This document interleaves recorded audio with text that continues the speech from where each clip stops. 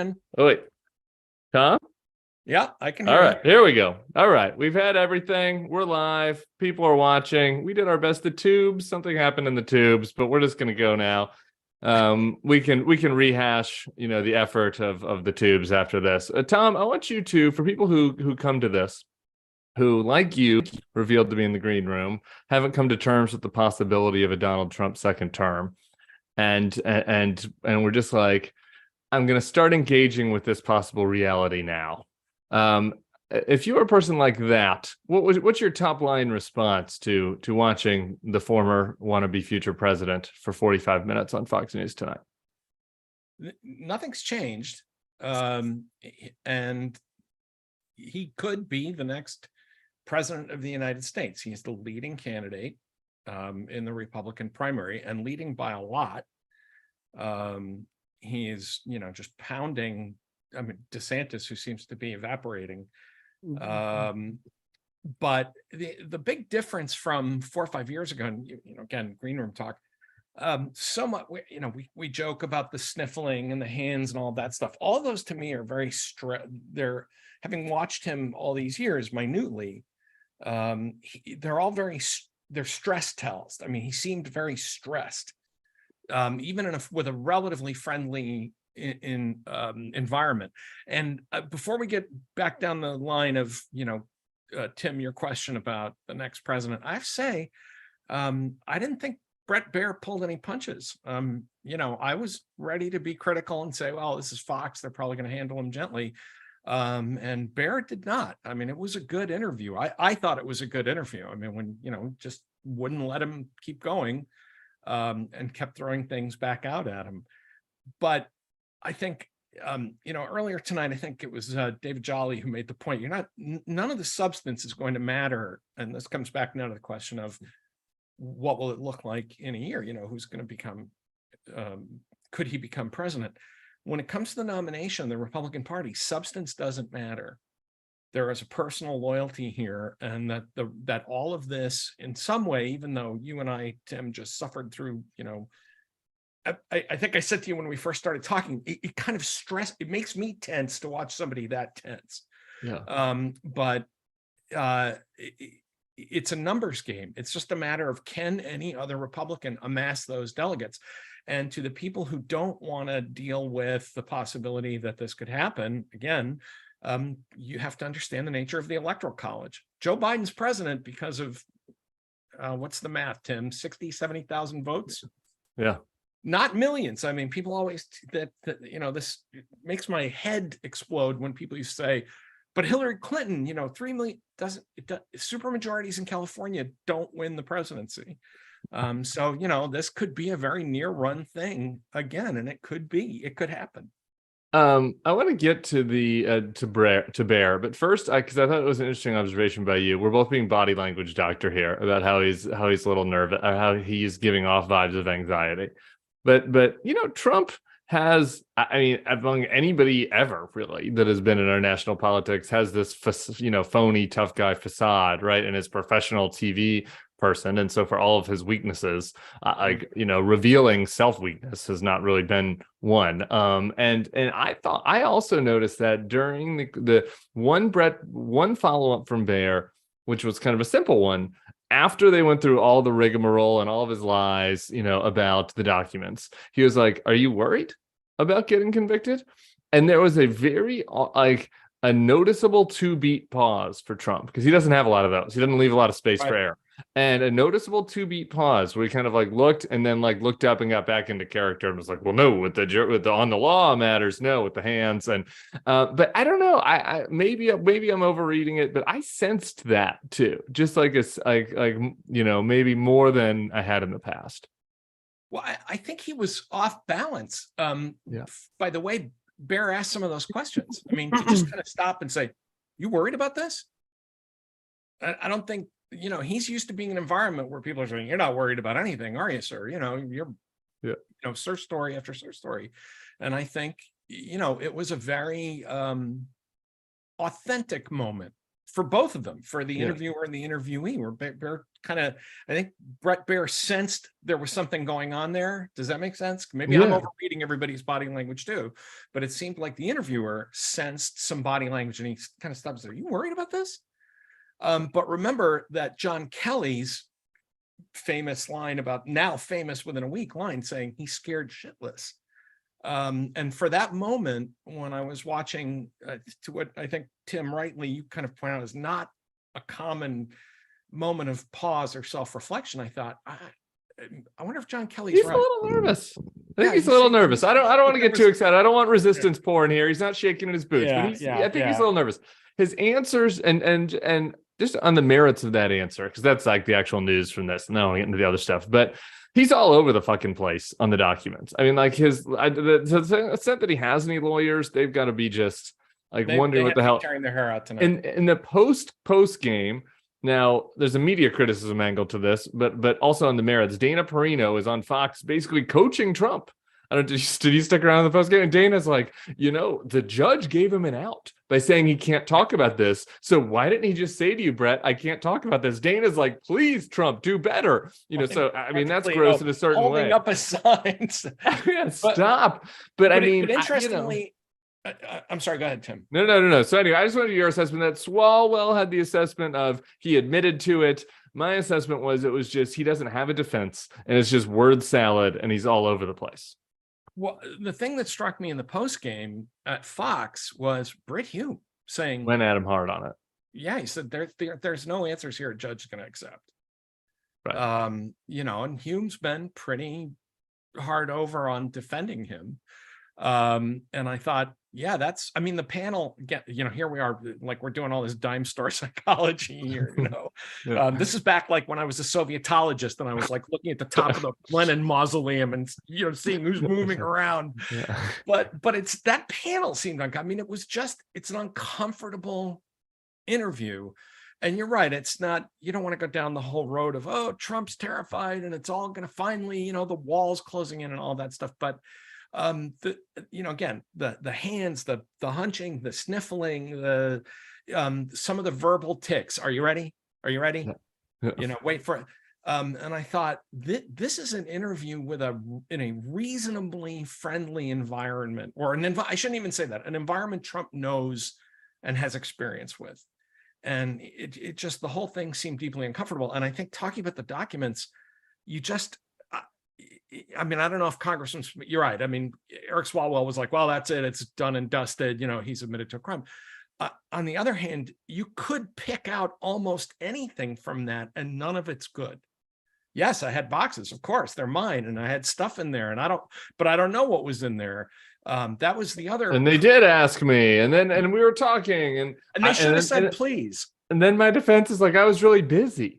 It's like, yeah. You were. I've seen the videos of you emceeing the cougar weddings at Mar-a-Lago. I've seen you doing in the DJ booth doing YMCA for quinceañeras probably not quinceañeras actually, but my super sweet 16s at Mar-a-Lago. It was a very strange answer that said, I took them because there was stuff in there that was very important to me. With my shoes. No idea what was in there. Yeah. And and I know it wasn't top secret. I know it wasn't very sensitive. Unless maybe it was, in which case I had a right to keep it. Yeah. And the war plans that I had, I didn't have them, but I do remember Milley saying it. And actually it was just articles and I was just making fun of Milley because he's so weak and he's the worst person ever. And that was the first moment with Baier, who I thought was tough. And I was about to be complimentary of you as you were, because he was tougher than Collins. I think Caitlin was put in a horrible position. He was tougher at the beginning, but he breaks character at that point where Trump is making fun of Milley and like Baier starts laughing, because he's just, he just can't help himself. But right, and I think the absurdity of the moment catches up with you. But there was one important thing I wanted to point out about the Milley moment. Yeah. Up until now, at least part of of the many stories that have been told in the Trump multiverse about this, the argument was Mark Milley wanted to invade Iran, and he gave me this, this thing you're hearing, right? That was the narrative. Trump is now saying, I never got anything from Mark Milley, which I'm sure Mark Milley now is very happy to hear, because there was an early version of this that was painting Mark Milley as hot to go to war against Iran, which makes, of course, no sense. I mean, Milley, if anything, was trying to put the brakes on against any potential military action against Iran, at least from what we know from the reporting in the kind of final days of the Trump White House. And so it's almost like on this one thing, Trump has been either coached or figured it out, or has kind of ironed out the narrative to say, I never got anything from Milley. It was me just complaining about how, generically bad Milley was. And I was just waving random news clippings and papers that you were hearing on the microphone, because that one thing that is supposedly recorded of, I have here kind of that McCarthy moment, right? I have here in my hand this classified document, was so damning that I will say if Trump did himself any good today at all, it was that he unspooled that one moment to say, no, it wasn't like that. I didn't have some classified war plan for Milley, And who the fuck knows? The thing that he's always had working in his favor on the substance, which is why I sometimes get a little bit less exuberant than some legal analyst pundit friends, when there's a little thing that comes out, is that Trump always has a defense of, I was lying. Like, he's not going to say that on Fox, right? But Trump could always be lying. He's like somebody, a hearsay thing against Trump, to me, just doesn't, it is never buttoned up, because it's like, somebody testified that Trump said that he was showing him a document, but Trump can always just be like, I wasn't showing him a document. He's an idiot. I was bragging. I just wanted to, the problem in this case, there was a recording, or in theory, there's a recording somewhere out there. And on this, Trump finally said, okay, the narrative now makes sense, like this one little excerpt. But then there were so many moments, as always happens in these interviews, particularly from interviewers you would expect to be sympathetic, where they give him an out, right? I mean, Baier asked him a golden question when he said, how are you going to convince that female swing voter who would remember that? Hilarious. It was just such a softball. It was like you could see him putting the tee in the ground,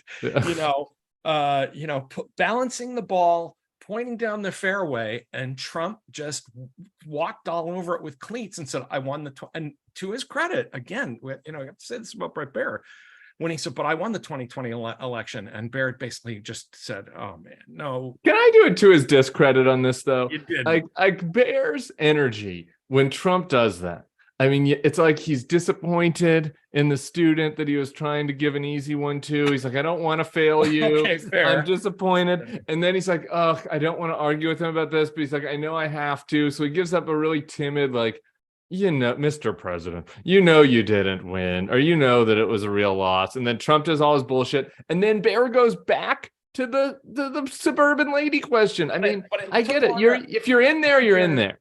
I think it took longer than you realized, Tim, because there was one moment as well where, of course, it was hard to hear Baier because Trump was in rapid fire, hyper caffeinated. There was a lot of fat like right out of the box. What would you do as president? Well, Afghanistan, world standard, and it was almost impossible to keep up with. But underneath some of that, you could hear Baier saying, Mr. President, this has all been litigated, and it's been through all these courts, and it's happened, and you didn't win. And I thought, I'll be a little more forgiving of Baier on this, to say if he'd really kind of come out to argue with him, then it just would have been Trump he and Trump yelling at each other, But yeah, you're right. There was this all sort of exhausted disappointment of, I put this. Yeah. I had it teed up right here, and you just, it's shanked it into the lake again. It was fine. He did what he needed to do. He didn't go full John Swan, though. There was no no, please let me show you this. Like, no, that is not right. Like, please look at this document. I'm like, here, he didn't go there. Here's my other thing with Bret, and I'm kind of arguing against myself on this. So I'm interested in your take. As I was sitting there, I'm going, there's the media criticism piece of this. That's like, I wish Bret Baier had been tougher on him. The Swan interview is the ideal that everyone is trying to achieve. But like, does Bret Baier get going hard at him actually backfire on Fox? I was sitting there watching him, and there was this great question that he asked. It was a perfect question. They spliced in the video. It was like, you said you'd hire the best people. It's all the one that we always say in a debate. We're like, oh, we've got him on the nuts on this. He's like, you said you'd hire the best people. Let me go through them all. It's like Mark Milley and what they said about you. Yeah, Jim Mattis. And then he starts naming them. And, he's like, you're a dog's breakfast. And like, you're a malignant narcissist, Bill Barr and John Kelly, you're an idiot. Okay. And he goes through and all of them. And they're showing their picture on the screen, Esper. And at the end of it, I was like, man, I just don't know it's hard for me to put my head in the mindset of a Trump DeSantis swing voter watching that, and whether that is a compelling argument to me, or whether actually that's why I like Trump. Because all those squares up there hate him. So this is my death of expertise question for you. Does that kind of attack on Trump actually backfire or not? Oh, throwing in death of expertise. You silver-tongued devil, you. I'm going to take issue with the premise of your example. I'm not sure there is a Trump DeSantis swing voter. Sure there is. Well, but I know. Let's pretend like there is. I think there's 40% Trump voters, and then the whole rest of the GOP field kind of splattered out among these candidates. And yes, maybe there are some who are like, can he win? And again, Baier brought that up, right? It's like, okay, forget all that other stuff. There are voters that are just saying, you just can't win this again. Yeah. But to go kind of meta about, the Baier dealing with Trump while dealing with the Fox audience, it struck me as interesting that I think this comes back to the thing you were talking about with the low energy on the winning the election, that you've got to keep Trump engaged in the interview without alienating your audience, which is already mad at you for a lot of other stuff. Right.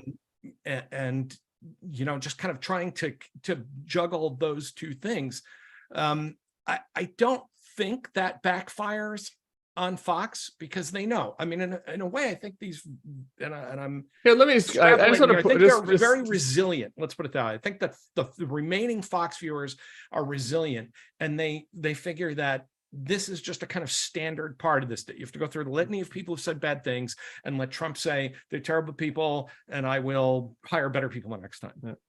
Let me just put it this way: we can both agree that, not to her fault, because I think she did fine. The Caitlin Collins interview, mostly to Chris Lick's fault, basically, according to the reporting of your colleagues at The Atlantic, like that backfired, right? That actually helped Trump. Even the fact checking, like it backfired. It showed him as alpha going against these like East Coast. He's like got the elite, whatever. And the crowd loves him. Okay, so this is a different environment. It's a better environment, but there's no audience.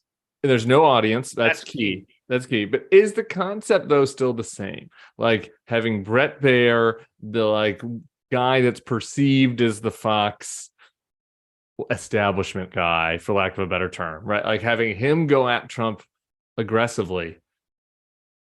Unless he really nailed him up against the wall, did it make? I was trying to sit there watching, and I'm like, man, I look at this Trump, and I think you are a blithering idiot, and your dentures are coming out, and you can't make coherent thoughts. But does the Fox viewer look at that and say, this is an establishment guy in a blue blazer going after my man, and he's holding his own? That's really interesting, because Baier is going to be the closest thing to Cronkite there is on Fox, right? I mean, he's the reassuring 6 o'clock presence every day. I'm sure that there are Fox viewers who, in some sense, having Baier do it makes a lot of sense. Although he did that interview with Hannity, didn't go any better than that. Right. The Hannity interview actually in some ways helped, because he accidentally made mistakes. In some ways, the Hannity interviews are riskier for Trump, right? Because he doesn't know what potholes he's going to step chair in, and kind of going, oh Jesus, Wait, hold on. What was happening while he was sitting back in his chair going, oh Jesus? That was a mental image? Yeah, he kind of slumped back, didn't he? At one point, he had his questions. I thought you were making an erotic joke there. Okay, we're gonna move forward. I definitely was not. Okay. But I think how does the viewer perceive this? I don't know. I think in some way the Republican primary voter I'm guesstimating here, that they almost kind of wash out whoever's asking the questions. I mean, CNN was different. That whole thing Hostile. was kind of programmed for failure, right? A young female interviewer with a hooting and cheering crowd. But I think that it's almost like, I think what those voters want is to say, can you do this? Can you get across the line? Are you really going to be able to pull this off again? And I think in that sense, this kind of an interview one-on-one, which is what I wish CNN had done, I think causes problems for Trump, because that, you and I are not inclined to think well of Trump's answers, obviously. Right. But I think that the average viewer seeing that, is, insofar as there are Trump DeSantis or a Trump, I don't know who's going to Trump, there's no Trump Christie swing voters, probably. No. No.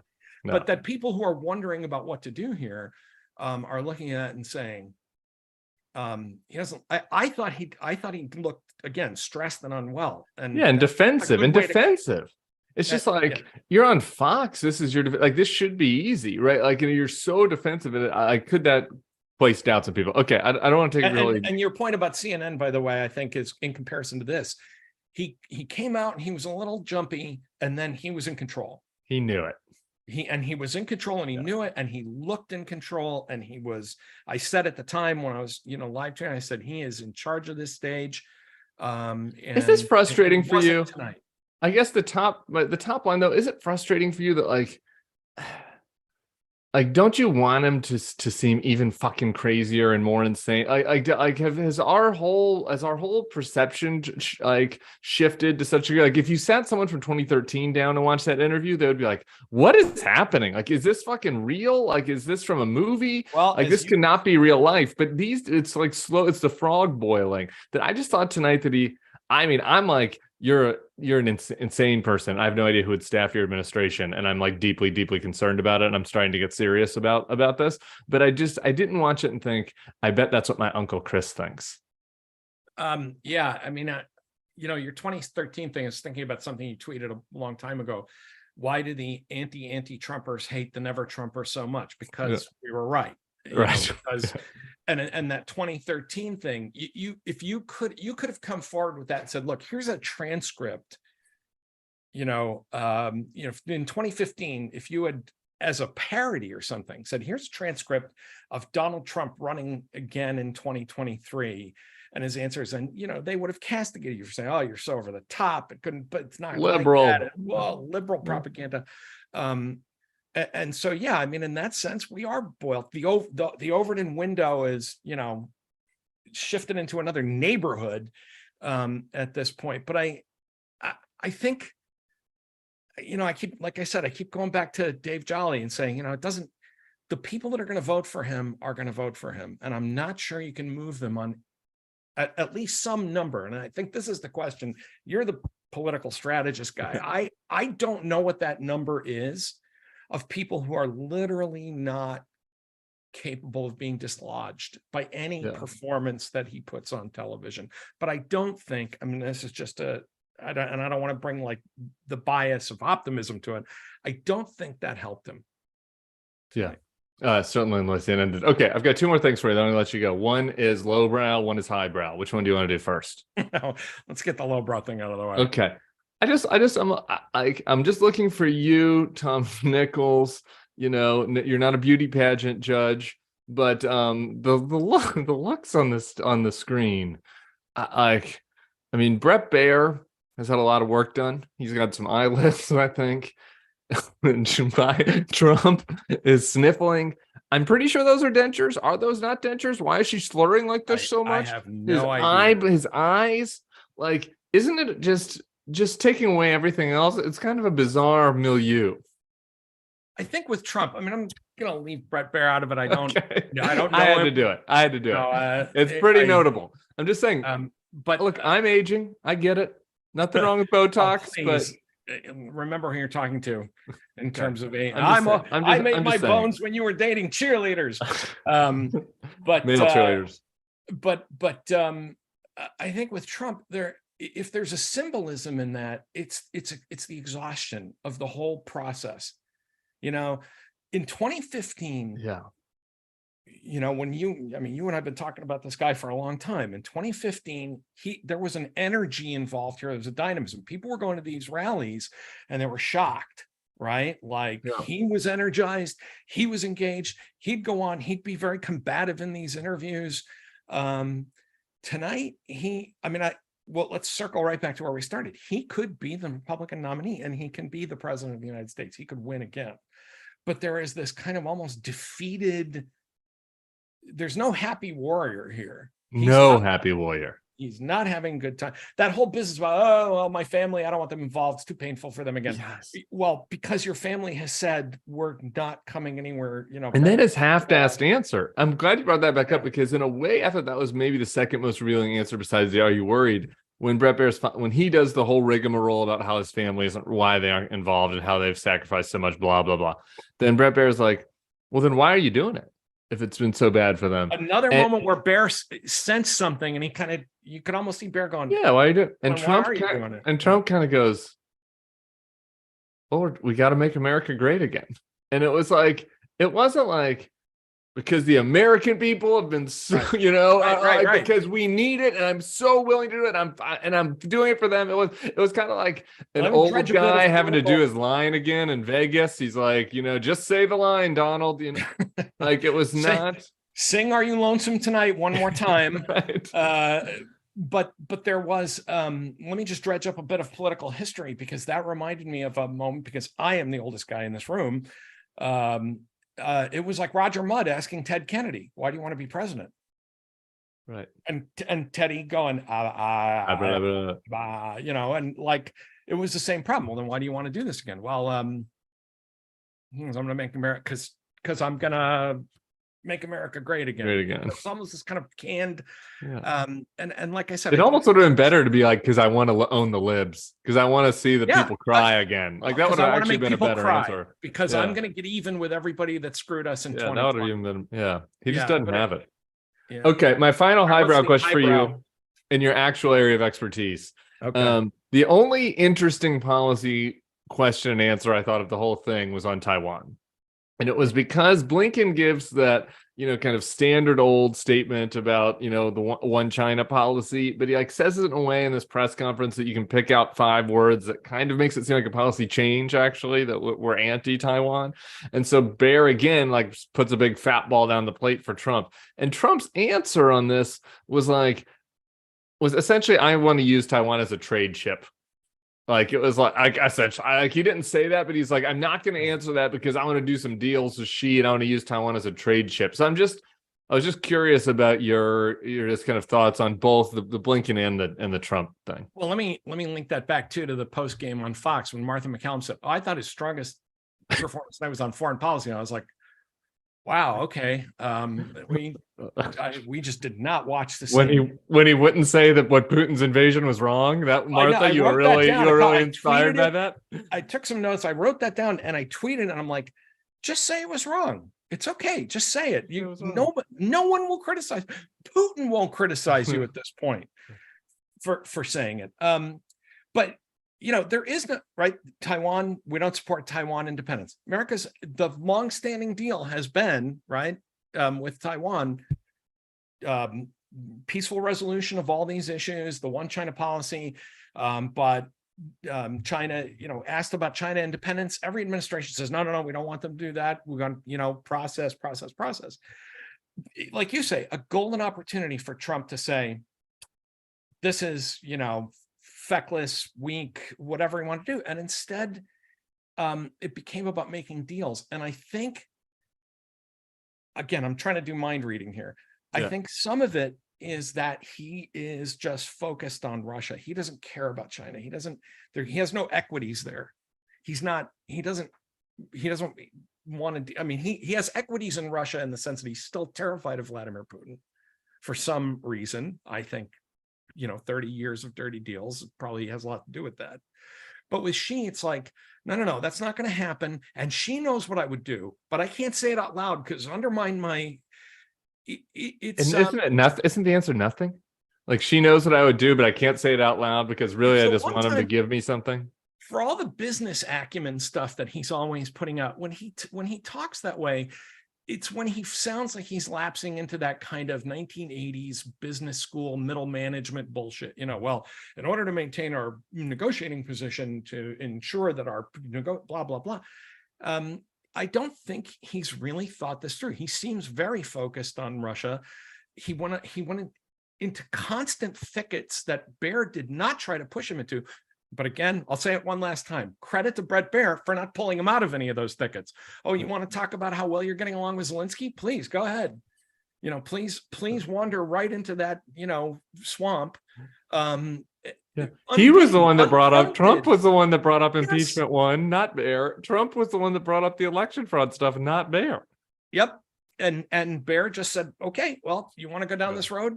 Go down this road. But I think his answer on China just didn't, again, that old energy. Remember when he used to bash China? He's like, and we're going to get good deals. We're going to, and he keeps falling back on, I got millions out of China.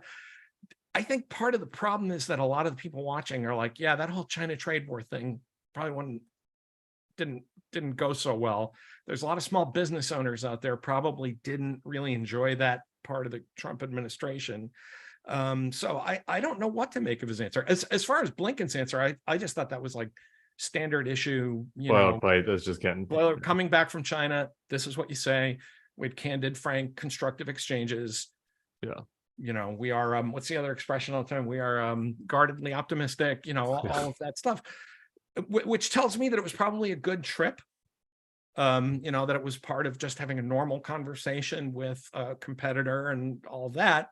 But I didn't take anything out of it. But again, as you say, Trump could have run with it. And Fox played. Fox just gave him the 5 words that made it seem like Blinken was giving Taiwan over to China, even though he was using the boilerplate. And anyway, it kind of seemed like Trump agrees. Anyway, that was my take. But I was curious, yours. We can do more. Thank you. I've taken too much of your time. Tom Nichols, we're trying this out. We both are suffering through these things. So maybe you guys want to suffer through it with us.